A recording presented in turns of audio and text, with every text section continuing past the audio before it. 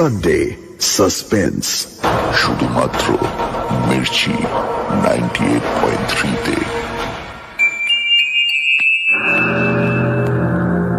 বাংলা সাহিত্যের রোমাঞ্চকর কিছু গল্প দিয়ে সাজানো আমাদের এই বিশেষ নিবেদন সানডে সাসপেন্স। আজ আপনার জন্য অদৃশ বর্ধনের লেখা চুল। অদৃশ বর্ধনের জন্ম 1932 সালে কলকাতায়।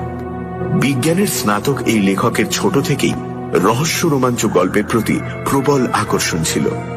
প্রথম গল্প বেরোয় শুকতারায়, তারপর রোমাঞ্চ ও অন্যান্য পত্রিকার জন্য লিখে গেছেন নানান গল্প উপন্যাস।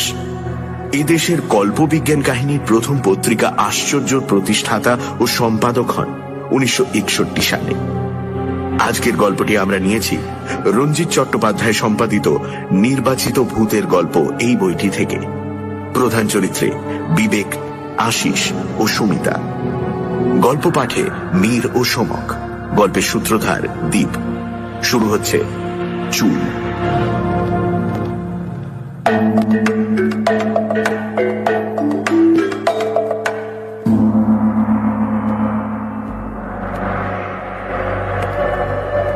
যে কাহিনীটা আপনাদের আজ বলতে যাচ্ছি তা বিশ্বাস করা না করাটা আপনাদের উপর। কেননা নিজের মনেই বিশ্বাস উৎপাদন করানোর মতো যুক্তি আমি আজও খুঁজে পাইনি। বেশ কয়েক বছর আগেকার কথা। সালটা খুব সম্ভব 1932। রাত 10:30 বেজে গেছে। শুতে যাবার উদ্যোগ করছি, এমন সময় সদর দরজার কলিং বেলটা বেজে উঠল। আর তার মিনিট খানেক পরেই বিবেকের পুরনো চাকর রাধু হাতে তুলে দিল উপরে লাল পেন্সিলে জরুরি লেখা ভারী এনভেলপটা। ভেতরে কয়েক তাড়া কাগজে দ্রুত হাতে লেখা একটা চিঠি। ড্রয়িং রুমের সোফায় পাশাপাশি বসে আমি আর রমিতা চিঠিটা পড়তে শুরু করলাম। প্রিয় আশিস, সময় খুব অল্প, তাই যথাসম্ভব সংক্ষেপ করে আমার এই কাহিনীটা তোমায় বলে যেতে চাই। এই চিঠি আমার স্বীকৃতিপত্র। প্রয়োজন হলে যথাস্থানে এটা হাজির করার অধিকারও তোমার রইল। প্রায় বছর খানেক আগে ফ্রি স্কুল স্ট্রিট ধরে বাড়ি ফিরছিলাম। রাত তখন প্রায় 9টা। আশপাশের কয়েকটি দোকান বন্ধ হয়ে গেছে, আরো কয়েকটি বন্ধ হচ্ছে। এমন সময় হঠাৎ চোখ পড়ল একটা কিউরিওর দোকানের ওপর। দোকানটা খুব বড় নয়। বাইরের ধুলো পড়া কাচের শোকেসে পুরনো আমলের বহু দর্শনীয় বস্তু থরে থরে সাজানো। জানোই তো আমার হবি কি। দাঁড়িয়ে পড়লাম সেখানে। শোকেসের একেবারে পেছন দিকে একটা শেলফের উপর দেখলাম একটা গোলাকার তামার ডিবে। ডিবেটার আকার মোটেই পাউডার কেসের মতো নয়।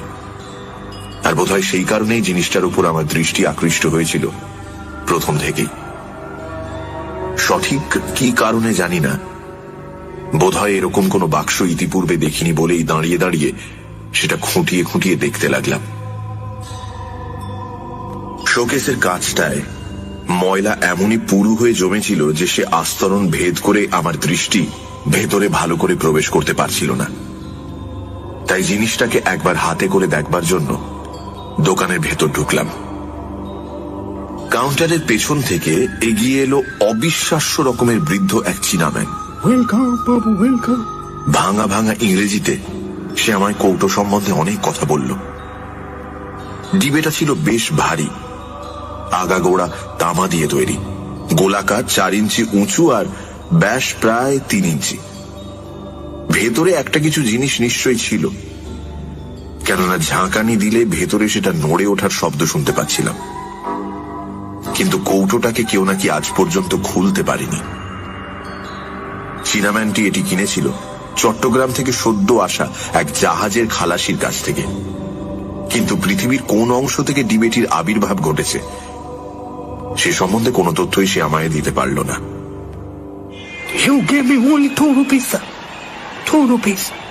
আমি তাকে 1 টাকা দিলাম। ডিবেটি নিয়ে বাড়ি ফিরে সিধে গেলাম আমার ছোট্ট ওয়ার্কশপটায়। প্রথমেই কৌটোটাকে ঘুরিয়ে ফিরিয়ে ভালো করে জোর আলোয় পরীক্ষা করলাম। সেটার গঠনভঙ্গি থেকেই মনে হলো বহু পুরনো আমলের সামগ্রী সেটি। এমনকি ডিবেটা তৈরি করার সময় লেদের ব্যবহারও করা হয়নি, আগা গোড়া হাতে তৈরি। কৌটোর ঢাকনির ওপর একসময় একটা কিছু খোদাই করে লেখা হয়েছিল, কিন্তু উকো দিয়ে ঘষে সেটুকুও তুলে ফেলা হয়েছে। এরপর আমার কাজ হলো ডিবেটার কোনো ক্ষতি না করে ঢাকনাটিকে খোলার ব্যবস্থা করা।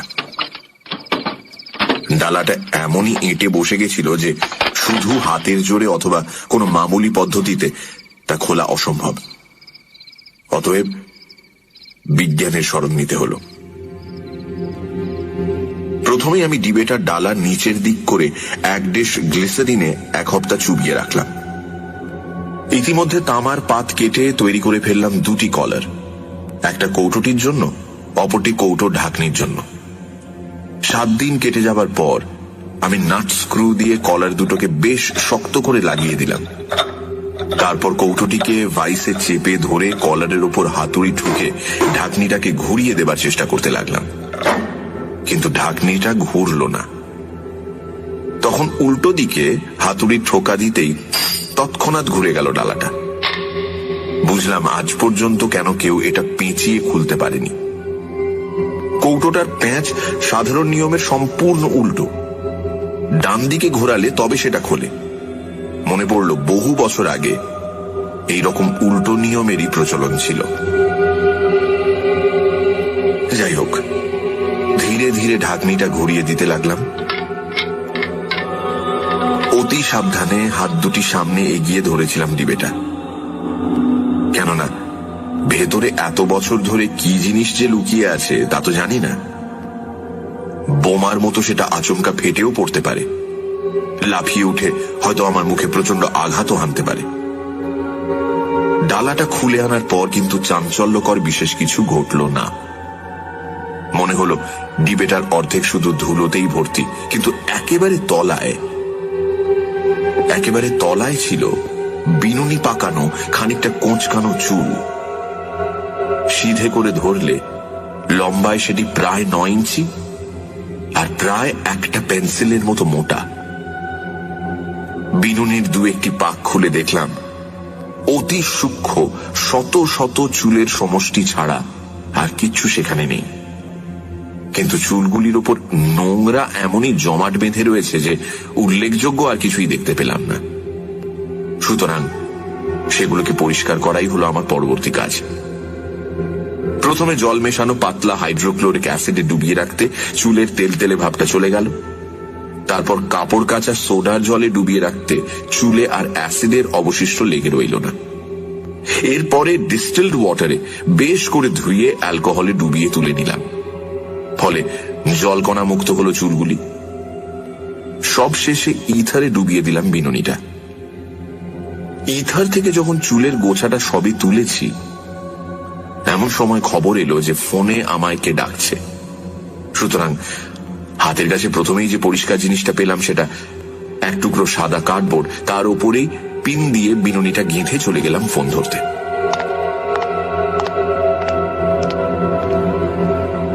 পরে যখন চুলের গুচ্ছটাকে ভালোভাবে পরীক্ষা করলাম, একটি বিষয় দেখে যেমনই আশ্চর্য হলাম তেমনই হলাম কৌতূহলী।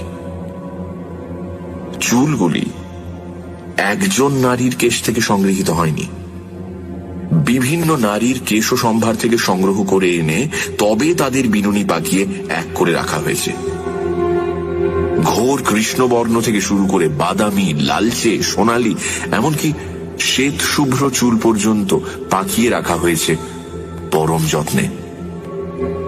কোনো চুলেরই কৃত্রিম রং নেই। তা থেকেই প্রমাণিত হয় কত বহু বছর আগেকার সেই বিনুনিটি। এরপর নিছক কৌতূহলের বশে 2-1জনকে বিনুনিটি দেখালাম, কিন্তু বস্তুটি তাদের বিশেষ আগ্রহের খোরাক হয়ে উঠেছে বলে মনে হলো না। সুতরাং সেটিকে আমি তামার ডিবেতে ভরে কাবার্ডের অন্যান্য সংগ্রহের সাথে রেখে দিলাম। তারপর এক সময় ধীরে ধীরে মন থেকে মুছে গেল সে কথা। আর তারপরেই ঘটল অদ্ভুত ঘটনাটা।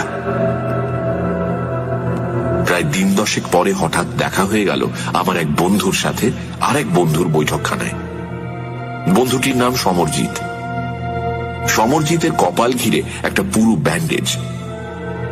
স্বভাবতই জিজ্ঞেস করলাম তার মাথায় কি হয়েছে, কিন্তু তার উত্তর শুনে অবাক হয়ে গেলাম। মাথায় যে তার কি হয়েছে তা সে নিজে তো জানেই না, এমনকি তার ডাক্তারও জানে না। চা খেতে খেতে আচম্বিতে সে ধড়াস করে পড়ে যায় মেঝের ওপর, নিস্পন্দ দেহ থাকে পড়ে। বেজায় ভয় পেয়ে গিয়ে তার স্ত্রী তৎক্ষণাৎ খবর পাঠালে ডাক্তারের কাছে। মিনিট 5 মধ্যেই চেতনা ফিরে আসতে উঠে বসে জিজ্ঞাসা করল সমরজিৎ যে কে তার কপালে মারল। কিছুক্ষণের মধ্যে সুস্থ হয়ে উঠল সে। শুধু কপালে তীব্র যন্ত্রণা বোধ ছাড়া আর বিশেষ কোনো অসুবিধে রইল না। কপালের যে জায়গাটায় যন্ত্রণাটা অনুভূত হচ্ছিল সেখানটায় ডাক্তার প্রথমে একটা লালচে দাগ ছাড়া আর কিছুই দেখতে পেল না। দাগটা ধীরে ধীরে স্পষ্ট হয়ে উঠছিল, ধীরে ধীরে পরিষ্কার হয়ে ফুটে উঠতে লাগলো দাগটা। শেষে মনে হলো কপালের ওই জায়গাটায় লাঠি দিয়ে হানা হয়েছে এক প্রচন্ড আঘাত। পরের দিন দাগটা সেই রকমই রইল, তবে দেখা গেল দাগটার চারদিকে বেষ্টন করে গোল ভাবে ফুটে উঠেছে থেঁতলে যাওয়ার মতো একটা চিহ্ন, নীলচে কালশিটের আভা। তারপর ধীরে ধীরে সব ভালো হয়ে আসতে লাগলো। ব্যান্ডেজ খুলে সমরজিৎ দাগটা আমায় দেখালো। গোলাকার কালশিটের মাঝে ঈষৎ বাঁকানো রক্তবর্ণ একটা দাগ ছাড়া আর কিছুই নেই। বিশ্রী কৃমি কীটের মতো লাল আভা নিয়ে প্রকট হয়ে রয়েছে দাগটা। ডাক্তারের মতে দুর্বলতাবশত হঠাৎ মাথা ঘুরে যাওয়ার ফলে পড়ে যায় সমরজিৎ। সেই সময় কোন রকমের মাথাটা ঠুকে যাওয়ার ফলেই এই বিপত্তির সৃষ্টি। ডাক্তারের যুক্তিহীন মতের এখানেই সমাপ্তি। প্রায় মাসখানেক পরে সুমিতা বলল, সত্যি তোমার ওয়ার্কশপটা একটু গোছগাছ করা দরকার। মা গো, কি নোংরা। তাই নাকি? আগে হ্যাঁ মশাই, কোনো ভদ্রলোক কি ওখানে কাজ করতে পারে? শুনে দীর্ঘশ্বাস ফেললাম আমি। কিন্তু সুমিতা ছাড়বার পাত্রী নয়। কোমরে আঁচল জড়িয়ে এক হাতে ঝাঁটা আর অন্য হাতে আমাকে ধরে যাত্রা করলো ওয়ার্কশপের দিকে। পরিষ্কার করার মধ্যে কাজ ছিল শুধু ঘরের বিভিন্ন জায়গা থেকে যন্ত্রপাতিগুলো সংগ্রহ করে শেলফের যথাস্থানে রক্ষা করা, আর মেঝের বাজে জিনিস দেখলেই তুলে জঞ্জাল গাদায় স্তূপীকৃত করা। আর তার মাঝেই সবিরাম চলতে লাগলো সুমিতার বকবক। তোর বাবা, ভালো লাগে না, সব যেন আমার জ্বালা। নিজে করবে কাজ আর সেগুলোকে সব। প্রথমেই আমার দৃষ্টি আকৃষ্ট হলো এক টুকরো সাদা কার্ডবোর্ডের ওপর। এটা সেই বোর্ড যার উপর আমি টেলিফোন কল আসার জন্য চুলের গুচ্ছটা রেখে গিয়েছিলাম। কার্ডবোর্ডটার অপর দিকে চোখ পড়তে দেখলাম সেটা ফ্ল্যাশ লাইটে তোলা একটা গ্রুপ ফটোগ্রাফ। বন্ধু বান্ধবদের মধ্যে আমিও আছি সেই ফটোতে। সুমিতা ফটোগ্রাফটার দিকে তাকিয়েছিল, হঠাৎ সে বলে উঠল, আচ্ছা সমরজিৎ বাবুর কপালে ওটা কিসের দাগ বলো তো? আমি সেদিকে তাকালাম আর দেখলাম না, কোনো ভুল হয়নি আমার। সেই একই দাগ যে দাগ দেখেছিলাম 1 মাস আগে সমরজিতের কপালে, সেই রকমই কিছুটা বাঁকানো রক্তবর্ণ চিহ্ন। কিন্তু সবচেয়ে অদ্ভুত ব্যাপার হলো এই যে ফটোটা তোলা হয়েছিল প্রায় 5 মাস আগে। এরপর আমরা ফটোগ্রাফির পেছন দিকটা লক্ষ্য করলাম। দেখলাম একটা আবছা বাদামি রেখা। ইথার থেকে তুলে নিয়ে পিন দিয়ে গেঁথে শুকোতে দিয়ে গিয়েছিলাম। রেখাটা নিশ্চয়ই সেই পিনেরই দাগ। আর তারপরে কার্ডবোর্ডটা ইথাটুকু শুষে নিয়েছে বলেই বিপরীত দিকে সমরজিতের কপালে ফুটে উঠেছে এই দাগটা। পিনের দাগের মধ্যে দিয়ে একটা ছুঁচ এফোঁড় ওফোঁড় করে দিতে সত্যি সেটা এপাশে সমরজিতের কপালের সেই চিহ্নটার মধ্যে দিয়ে বেরিয়ে এলো। দুটো ঘটনাই একসাথে সংঘটিত হওয়াটা আপাত দৃষ্টিতে বেশ অদ্ভুত। এরপর কি জানি আমার মনে হলো আমি সময় সম্বন্ধে নিঃসন্দেহ হওয়ার প্রয়াস পেলাম। অবশেষে স্থির একটা সিদ্ধান্তেও পৌঁছলাম। একটা বিশেষ দিনে 4টে থেকে 4:15 সময় আমি ফটোগ্রাফটা পিন দিয়ে গেঁথেছিলাম, আর ঠিক সেই দিনই প্রায় 4:15 সময় সমরজিতের ওপর হয়েছিল সেই আশ্চর্য আক্রমণটা। এই সিদ্ধান্ত সম্বন্ধে আমার মনে সন্দেহের বাষ্পটুকু অবশিষ্ট রইল না। দুটো ঘটনার মধ্যেই রয়েছে বেশ স্পষ্ট একটা এককালীন সংঘটনের সম্পর্ক। এই কথাগুলোই একদিন চিন্তা করতে করতে আচমকা মনের মধ্যে উদয় হলো একটা মতলবের। পরীক্ষাটা একবার চেষ্টা করে দেখতে হবে। অবশ্য সমরজিৎ বেচারার উপর আর নয়, কেননা ইতিপূর্বেই তার উপর অজান্তেই তো বেশ একচোট হয়ে গেছে। আর তাছাড়া সে আমার বন্ধু তো বটেই। শত্রুদের প্রতি আমাদের যে সদয় ভাবাপন্ন হওয়া উচিত, এই হিতবাক্য আমার অজানা নয়। আর বাস্তবিক পক্ষে সে বাক্য আমি কিছু কিছু মেনে চলতেও চেষ্টা করি। কিন্তু যেখানে এরকম একটা এক্সপেরিমেন্টের নিতান্ত প্রয়োজন হয়ে পড়েছে, যদিও সহস্রের মধ্যে একটিতে সাফল্য আসবে কিনা সন্দেহ, তবুও স্বভাবতই বন্ধু অপেক্ষা শত্রু মনোনয়নই শ্রেয়। সুতরাং এরপর থেকে আমি ব্যস্ত রইলাম মনোমতো একটা শিকার অন্বেষণে, যাতে হঠাৎ যদি আবার একটা কোইন্সিডেন্স ঘটে যায় তবে তার ফলে আমার বিশেষ ক্ষতি হবে না। আর যে ব্যক্তি বিশেষটিকে মনোনীত করলাম সে আমার পরবর্তী গৃহের অধিবাসিনী এক আয়া।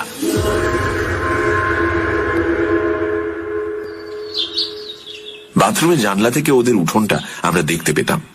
প্রায় লক্ষ্য করেছি শিশুটা যখন তার তত্ত্বাবধানে থাকত আর আশপাশে যদি কাউকে না দেখা যেত, তখন শিশুটির সঙ্গে নিতান্ত অকারণে ব্যবহার করত অত্যন্ত হৃদয়হীনার মতো। অপরের বাড়ির দৈনিক ঘটনাবলী লক্ষ্য করা অবশ্য অত্যন্ত গর্হিত কাজ, কিন্তু অবোধ শিশুটার ওপর তার অযৌক্তিক নির্দয় আচরণ তুমি দেখলে নিশ্চয়ই এই অপরাধ থেকে আমায় মুক্তি দিতে। আমরা তো ওকে দু চোখে দেখতেই পারতাম না এর জন্য। আরো একটা ব্যাপারে মেজাজটা আমার তার উপর বিগড়েছিল।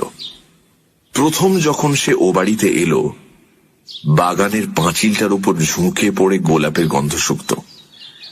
এতেই যদি ক্ষান্ত থাকতো তাহলে কিছুই হতো না, কিন্তু অনর্থক বোঁটা শুদ্ধ ফুলগুলো তুলতো আর ছুঁড়ে ফেলতো মাটিতে। অচিরেই সেই ঘটনার পুনরাবৃত্তি হওয়া আমি বন্ধ করলাম। পাঁচিলের ওপর থেকে সহজলভ্য কয়েকটি গোলাপ গাছের চারপাশে বঁড়শি দিয়ে এমন সুকৌশলে এক দুর্ভেদ্য ব্যারিকেড বানালাম যে পরের দিনই সকালে বেশ একটু হইচই শোনার পর 1 সপ্তাহ ধরে দেখেছিলাম আয়ার হাতে পুরো ব্যান্ডেজটা। মোটের উপর আমার এক্সপেরিমেন্টের পক্ষে সম্পূর্ণ উপযুক্ত ব্যক্তি হলো সে। কাজেই আমার প্রথম কাজ হলো তার একটা ফটোগ্রাফ তুলে ফেলা। পরের দিন ঝলমলে রোদ্দুর ভরা সকালে যখন সে উঠোনে পায়চারি করছে, আমি বাথরুমের জানলা থেকে এরোপ্লেন ওড়ার মতো কি ওইরকম একটা বিদঘুটে শব্দ করতে সে মুখ তুলে তাকালো, আর তৎক্ষণাৎ শাটার টিপে দিলাম। প্রথম প্রিন্টটা যখন শুকলো, সেই রাতেই প্রায় 11টার সময় আমি চুলের বিনুনিটা নিয়ে তার কপালে দুটো পিন দিয়ে আটকে রাখলাম। অবশ্য নিজের এই নির্বোধ কার্যকলাপের জন্য হাসি পাচ্ছিল খুবই, কিন্তু নিতান্তই একটা ছেলে খেলা পরীক্ষার মতো সহজভাবে সেটাকে গ্রহণ করতে পেরেছিলাম। তারপর পিন লাগানো ফটোগ্রাফটা রেখে দিলাম ওয়ার্কশপের কাবার্ডে। সানডে সাসপেন্স, শুধুমাত্র মির্চি 98.3-তে। গল্পের পরবর্তী অংশ।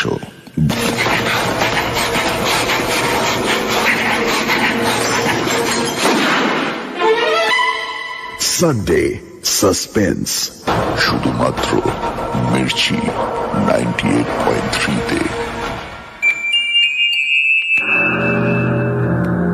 সানডে সাসপেন্সে আজ অদৃশ বর্ধনের লেখা চুল। বছরখানেক আগে এক চায়নাম্যানের কাছ থেকে একটা তামার ডিবে কেনে বিবেক। ডিবের ভেতরেই সে খুঁজে পায় বিভিন্ন নারীর চুল দিয়ে পাকানো একটা বিনুনির গোছা। ধীরে ধীরে সেই চুলের শক্তি সম্পর্কে সে সচেতন হতে থাকে। যার ছবির ওপর এই চুল আটকে রাখা হবে তার উপরে আসবে এক গভীর আঘাত। না চাইতেই এক বন্ধুর কপালে সেই আঘাত এনেছে সে। এবারে দ্বিতীয় এক্সপেরিমেন্টের পালা। তার লক্ষ্য সামনের বাড়ির এক মহিলা আয়া। তারপর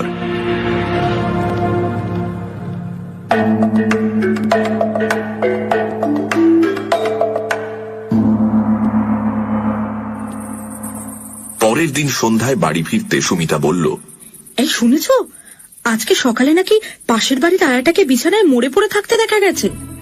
কি জানি বাবা, এই তো দুদিন আগেই দেখলাম, কথা হলো, বলো বৌদি কেমন আছো, আমি বুঝতেই পারছি না। আরো অনেক কিছুই গড়গড় করে বলে গেল সুমিতা। লোকজন এ ব্যাপারে বেশ চঞ্চল হয়ে উঠেছে, পুলিশ এসে জোর তদন্ত শুরু করেছে, ইত্যাদি ইত্যাদি। মনে হলো চোখের সামনে ঘরের দেয়ালগুলো ঘুরতে শুরু করেছে। কতক্ষণ স্তম্ভিতের মতো দাঁড়িয়েছিলাম জানি না। অবশেষে আত্মসংবরণ করে নিয়ে প্রশ্ন করলাম, কি সে মারা গেছে কিছু শুনেছ? বুঝতেই পারছ, সুমিতা আমার এক্সপেরিমেন্ট সম্বন্ধে বিন্দু বিসর্গ জানত না। জানলে এ পরীক্ষায় হাত দিতে সে আমায় কখনোই দিত না। জানোই তো, কুসংস্কারের হাওয়া সব সময় তাকে কেমন ঘিরে থাকে। আমার সঙ্গে এতকাল বসবাসের পরও মনের অন্ধকার তার এখনো পুরোপুরি ঘোচেনি। যত তাড়াতাড়ি পারলাম সুমিতা চোখের আড়ালে যেতেই ওয়ার্কশপের কাবার্ড থেকে বার করলাম ফটোগ্রাফটা। আর জানি তুমি বিশ্বাস করবে না এই কথা, কিন্তু তাতে আমার কোনো ক্ষতি হবে না। বিনুনি থেকে যখন পিন দুটো খুলে নিলাম, দেখলাম আয়ার কপালে দুটি সুস্পষ্ট রক্তবর্ণ চিহ্ন। কতক্ষণ যে অভিভূতর মতো বসেছিলাম সে সময়ের হিসেব ছিল না। ইংরেজিতে যাকে কোইন্সিডেন্স বলে, তা কি কখনো দুবার ঘটা সম্ভব? একবার সমরজিতের ক্ষেত্রে, আবার এই আয়ার ক্ষেত্রে। কিন্তু আমার চোখকে আমি অবিশ্বাস করতে পারি না। আমার চোখের সামনে আয়ার কপালে দুটি জল জলে রক্তবর্ণ বিন্দু আমার শিক্ষা সংস্কৃত মনকে যেন মৌন ভাষায় বিদ্রুপ করতে লাগলো। এই ব্যাপারে তখনকার মতো মনের মধ্যে যেটুকু অনুতাপের অগ্নিশিখা দেখা দিয়েছিল, ধীরে ধীরে তা নিভে গেল।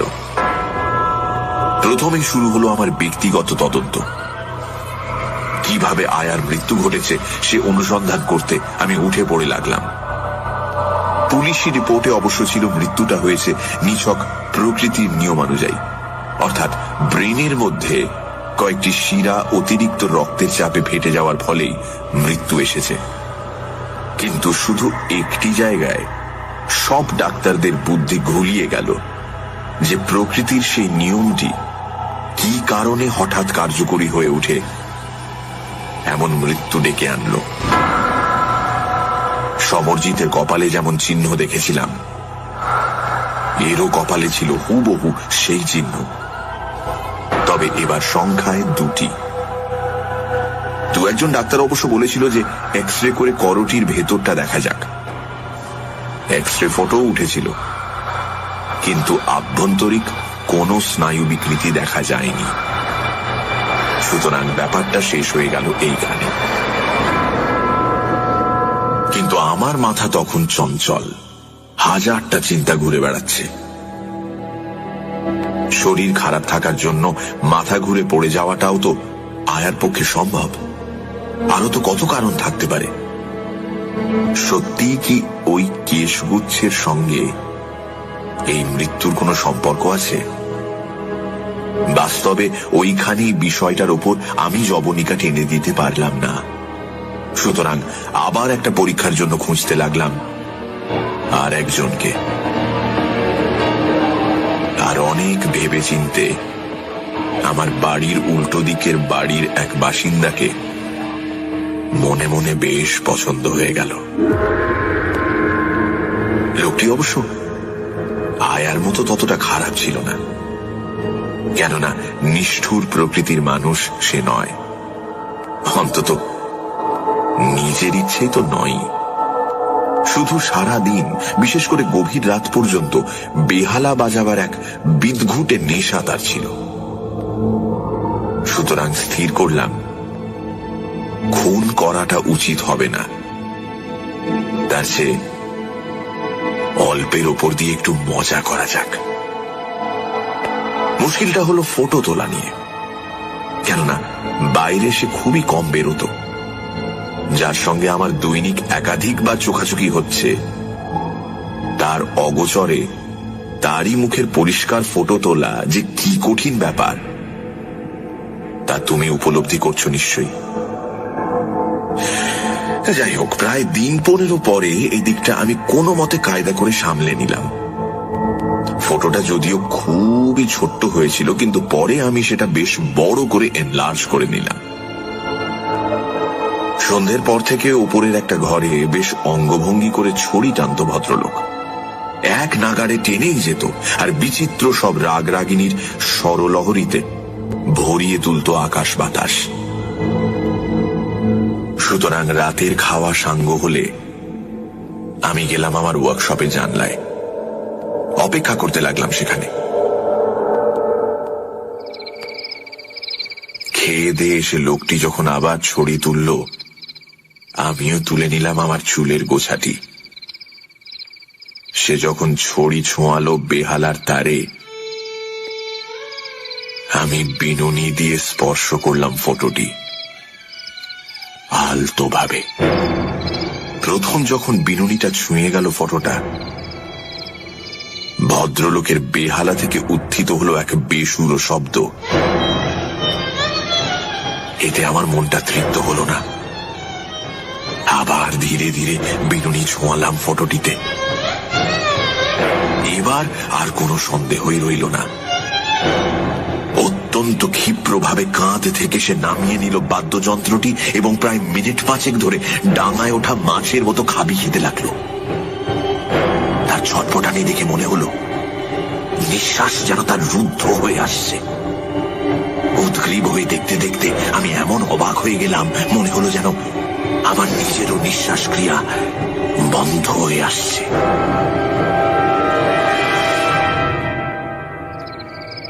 বিনুনিটা আমি সরিয়ে নিলাম। তারপর ভাবতে লাগলাম যে এরপর আমার কর্তব্য কি। বিপজ্জনক ওই চুলের গোছাটি কি পুড়িয়ে ফেলবো নাকি রেখে দেব? অনেক ভেবে দেখলাম সাধারণ দর্শন কিন্তু অসাধারণ শক্তি সম্পন্ন ওই চুলগুলোকে আরো বিভিন্ন উপায়ে আমি তো ব্যবহার করতে পারি। সঙ্গে সঙ্গে আমার কার্যপন্থাও স্থির হয়ে গেল। আমার পরবর্তী এক্সপেরিমেন্টগুলোর বিশদ বিবরণ তোমায় বলতে গেলে একটা বই লিখে ফেলা দরকার। এসব পরীক্ষা চলেছিল বেশ কয়েকটি মাস ধরে। শেষকালে গোটা বিষয়টাকে আমি এমন একটা নিখুঁত বিজ্ঞান পরিধির মধ্যে কেন্দ্রীভূত করে ফেললাম যে কোনো জীবন্ত প্রাণীকে মশা মারার মতো ক্ষুদ্র যন্ত্রণা দেওয়া থেকে শুরু করে হত্যা করা পর্যন্ত আমার কাছে নিতান্ত ছেলে খেলার ব্যাপার হয়ে দাঁড়ালো। মনে রেখো, এ সাফল্য এসেছিল একটি পুরুষ, একটি নারী, অসংখ্য কুকুর, বিড়াল, খরগোশ আর চেতনা সম্পন্ন প্রাণীর বিনিময়ে।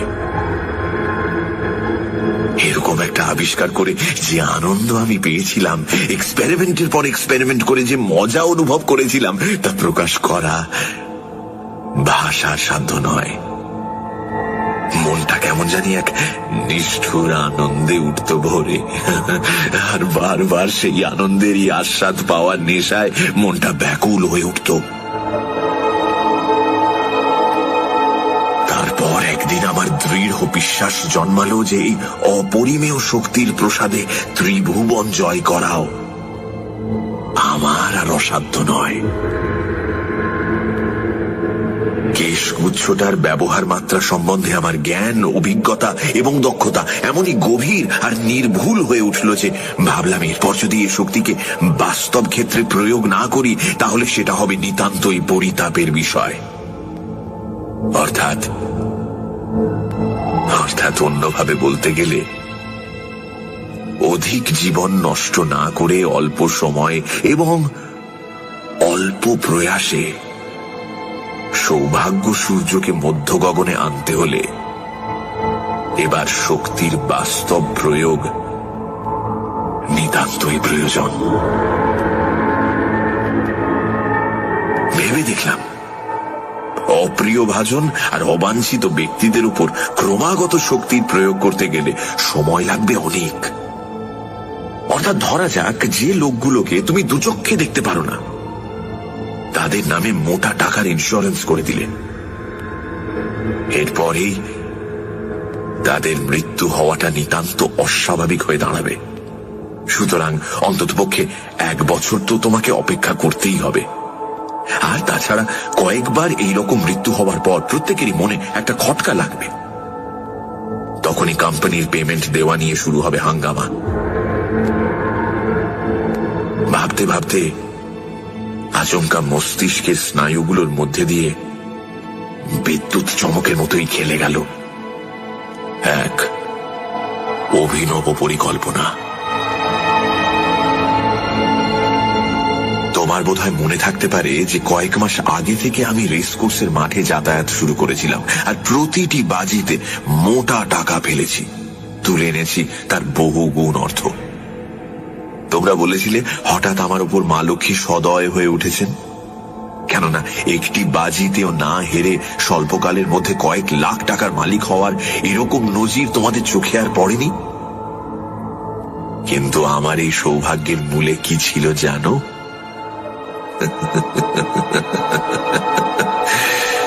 বিচিত্র বর্ণের ওই কেশগুচ্ছটি। কাজটা খুবই সহজ। আমাকে সংগ্রহ করতে হয়েছিল শুধু 1 টুকরো কার্ডবোর্ড, আর তার উপরে আঠা দিয়ে লাগিয়ে রেখেছিলাম একটি ছাড়া সবকটি দৌড়বাজ ঘোড়ার ফটোগ্রাফ। যেটির ফটো ছিল না সেটির ওপরই বাজি ধরতাম আমার সর্বস্ব। তারপর দৌড় শুরু হওয়ার একটু আগে এসে বসতাম সুবিধে মতো নিরালা দেখে একটা জায়গায়, আর এমন জায়গা বেছে নিতাম যেখান থেকে সমস্ত রেসকোর্সটা পড়ে থাকতো আমার চোখের সামনে। ভাবছো বুঝি রেসের ঘোড়াগুলোকে আমি জখম করে দিতাম? ভুল ধারণা। মারাত্মক রকমের আমি কিছুই করতাম না। শুধু ঘোড়াগুলো যখন দৌড়তে শুরু করত, আমি বিনুনিটি খুব আলতোভাবে ফটোগুলোর উপর দিয়ে বুলিয়ে নিয়ে যেতাম। ফলে ক্লান্তিবোধ ছাড়া ঘোড়াগুলোর আর কোনো ক্ষতি হতো না। যদি দেখতাম তা সত্ত্বেও কোনো তেজি ঘোড়া আমার প্ল্যান বানচাল করার চেষ্টা করছে, তখন আবার একটু মোলায়েম স্পর্শ, ব্যাস। দৌড়ের মাঝে সবকটি ঘোড়াই যেন ক্লান্ত হয়ে না পড়ে আর দৌড় যেন পণ্ড না হয়ে যায়, সেজন্য আমি গোড়া থেকেই বেশ সতর্ক থাকতাম। একটা ছাড়া সবকটি ঘোড়াই যদি মাটিতে লুটিয়ে পড়ে, অথবা থেমে গিয়ে ছটফট করতে থাকে, তাহলে রেস বাতিল হয়ে যাওয়ার সম্ভাবনা খুবই বেশি। সুতরাং রীতিমতো নৈপুণ্যের সঙ্গে চুলের গোছা ব্যবহার করেছি প্রত্যেকবার। আর ঘরে এনেছি টাকা, প্রচুর টাকা।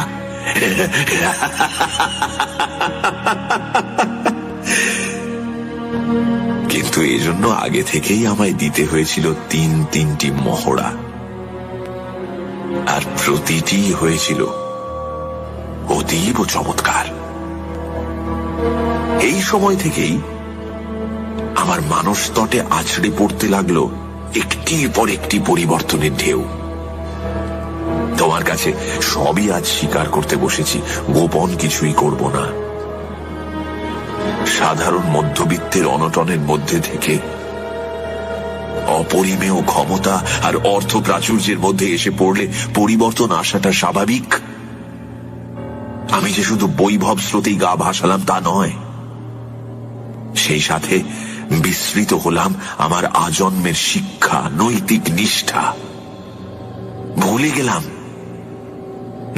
গেলাম আমার চরিত্রের বলিষ্ঠতা আর আদর্শ, ভুলে গেলাম আমার বিবাহিত জীবনের কর্তব্য। আমি মদ ধরলাম। একদিনেই আসক্তি আমার আসেনি। মনটা যখন বেজায় খুশি হয়ে উঠত, তখন খুশির মাত্রায় আরো দু এক পর্দার রং চড়াবার অভিলাষে দু এক চুমুক রঙিন পানীয়ের আস্বাদ গ্রহণ করতাম।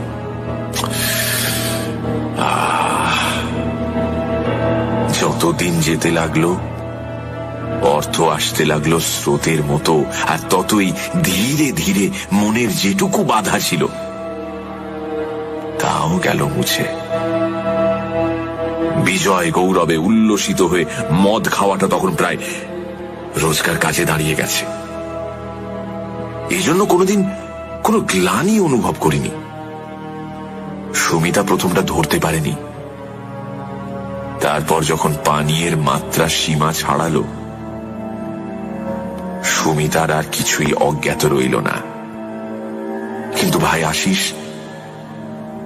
তার মতো স্ত্রী পাওয়া বহু জন্মের পুণ্যের ফল ভাই।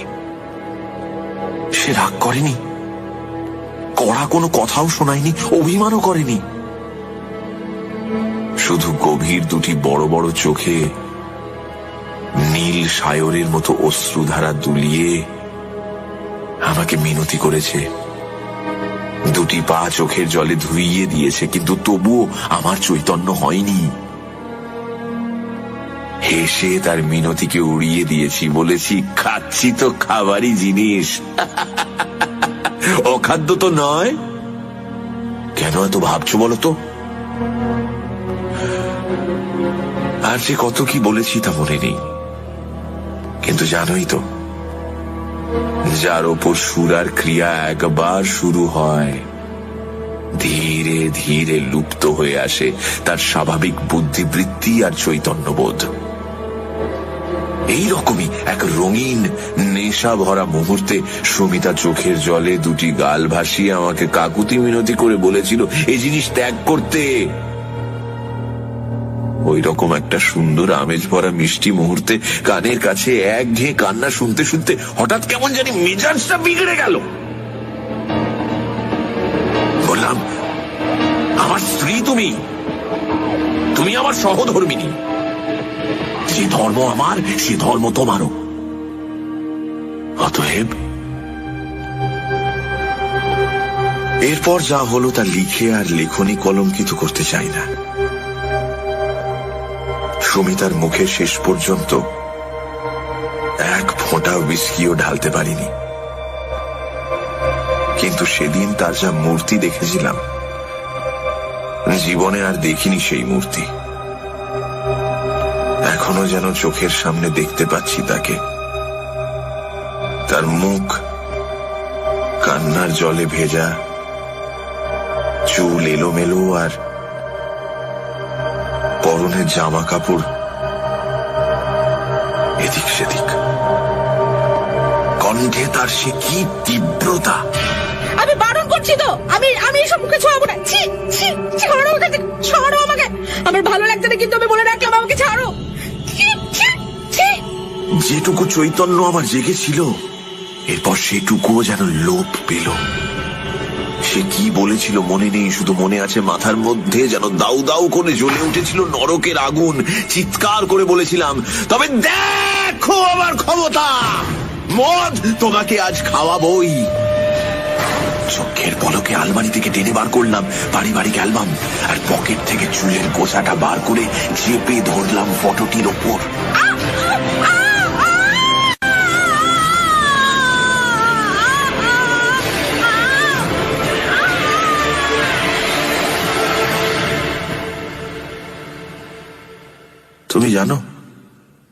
তুমি জানো ডাক্তার বলেছে হৃদরোগে আক্রান্ত হয়ে সুমিতা মারা গেছে। হৃদরোগ, হ্যাঁ তা সত্যি ছিল। কতখানি উত্তেজনার পর শক্তির ওই আকস্মিক আঘাত তার দুর্বল হৃদযন্ত্র বহন করতে পারেনি। চিরদিনের মতো বন্ধ হয়ে গেছে। তারপরে দিনের পর দিন কেটে গেছে, সপ্তাহের পর সপ্তাহ। রাতের ঘুম আমায় ত্যাগ করেছে, অনুভব করতে পারি না খিদে তেষ্টার জ্বালা। চোখ বুঝলেই চোখের সামনে দেখি উস্কো খুস্কো কেশে, আলু থালু বেশে বিস্ফারিত চোখে সুমিতার সেই মূর্তি, যে মূর্তি জীবনে একবারই দেখেছিলাম। আর চোখ খুললেই মাথার মধ্যে অনুভব করি এক যন্ত্রণা। রাত দিন একটি চিন্তা অক্টোপাসের মতো মারণ বাহু দিয়ে আঁকড়ে রয়েছে আমার মস্তিষ্কের স্নায়ুগুলোকে। নির্মল নিষ্ঠুর নির্দয় ভাবে শোষণ করছে, পিষণ করছে আমার মস্তিষ্ককে। আমার স্ত্রীর হত্যাকারী আমি স্বয়ং, শ্রী বিবেক রায়। এছাড়া আর কোনো চিন্তা আমার নেই। আমি বুঝতে পারছি আমি পাগল হয়ে যাচ্ছি। রাত দিন বিড়বিড় করে কি সব বকি। ভালোবাসি একা থাকতে, এমনকি রাধুও সামনে এসে পড়লে উঠি আঁতকে। এই বুঝি সে ধরে ফেললো আমার অপরাধ।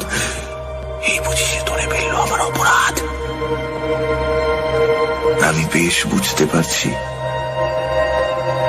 আমার চিন্তাধারা বিকৃত হয়ে যাচ্ছে, আমি উন্মাদ হয়ে যাচ্ছি। কিন্তু তার আগেই লিখে রেখে গেলাম আমার স্বীকৃতি। বিশ্বাস করো আর নাই করো, যে মহাপাপ আমি করেছি তার শাস্তি দেবার আয়োজন করেছেন বিধাতা স্বয়ং সারাটা জীবন ধরে। কিন্তু আমি পারবো না এ শাস্তি সারা জীবন ধরে বহন করছে। আমি পারবো না আশিস।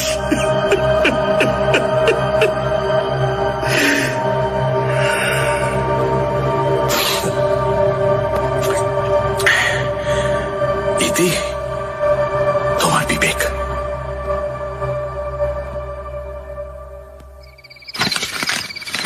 স্ত্রী শোকে সত্যি বেচারা একেবারে উন্মাদ হয়ে গেছে। চিঠিটা ভাঁজ করতে করতে বললাম আমি, ওগো আমার ভীষণ ভীষণ ভয় করছে। আমার মনে হচ্ছে এক্ষুনি কোনো বিপদ হবে। আমাদের এক্ষুনি এখান থেকে যেতে হবে। তুমি চলো প্লিজ, তুমি চলো এক্ষুনি। বলতে বলতে রমিতার দুই চোখ জলে ভরে ওঠে।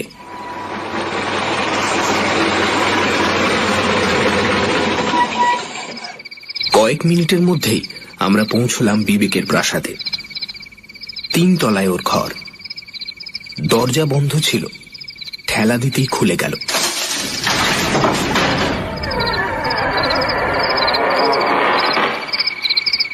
প্রথমে ঘরে কাউকে চোখে পড়ল না। নিবিড় নিঃশব্দে ঘরের আবহাওয়া থমথমে হয়ে উঠেছে। টেবিলের উপর রাখা একটা টেবিল ল্যাম্পের মৃদু আলোয় রহস্য ঘন আধারিতে ভরে উঠেছে ঘরটা। চারদিকে ভালো করে চোখ বোলাতে গিয়ে দৃষ্টি পড়ল বিছানার উপর শুয়ে থাকা একটি দেহের উপর। এগিয়ে গেলাম। বহুদিনের দাড়ি গোঁফে মুখ আচ্ছন্ন থাকলেও বিবেককে চিনতে আমাদের দেরি হলো না। সে যেন গভীরভাবে ঘুমোচ্ছে, মুখটা শান্ত। কপালের ডান দিকে একটা বীভৎস রক্তবর্ণ ক্ষত চিহ্ন। চিহ্নটিকে গোলাকার ভাবে ঘিরে রয়েছে নীলচে কালশিটের সুস্পষ্ট দাগ। পাশেই পড়ে রয়েছে একটা ফটোগ্রাফ। আলোর কাছে ধরলাম সেটা। বিবেকের ফটো। তার প্রশস্ত কপালের মাঝে বিদ্ধ একটা পিন আর একটা চুলের গোছা। পিনটা আর চুলগুলো সরিয়ে আনতে যা দেখলাম, তাতে আমার মেরুদণ্ডের মধ্যে দিয়ে একটা হিম শীতল স্রোত বয়ে গেল। ফটোতে বিবেকের কপালে উজ্জ্বল হয়ে জেগে রয়েছে একটা রক্তবর্ণ চিহ্ন।